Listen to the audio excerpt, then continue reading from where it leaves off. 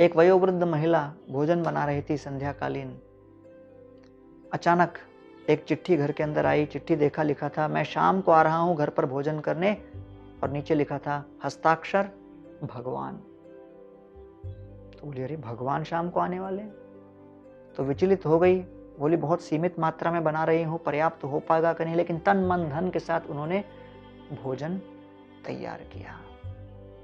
जब भोजन पूरी तरह तैयार हो गया, तत्पश्चात अचानक द्वार पे खटखट हुई, दरवाजा खोला तो सामने दो सज्जन खड़े थे।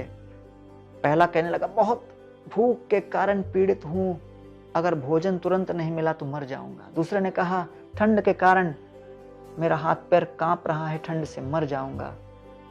महिला ने कहा देखो, देने के लिए भोजन और पहनने के लिए कोट तो मेरे पास है, लेकिन शाम को बड़ा महत्वपूर्ण एक अतिथि हमारे घर पर आ रहे हैं, उसके लिए मैं सब बचा के रखी हूं, आपको दे दिया तो उसको क्या दूंगी? तो ये कहने लगे नहीं नहीं, कृपा करके हमें अवश्य दें। और तब इस महिला ने इनको भोजन भी खिलाया और वो गर्म कोट भी दे दिया। फिर कुछ समय के पश्चात फिर एक चिट्ठी शाम को आई। उसमें लिखा था, मैं आपके घर पर आकर बड़ा संतुष्ट हुआ, गरम गरम खाने को भोजन और गरम गरम पहनने को कोट प्राप्त हुआ, आपने मुझे पूरी तरह संतुष्ट कर दिया। और नीचे लिखा था भगवान।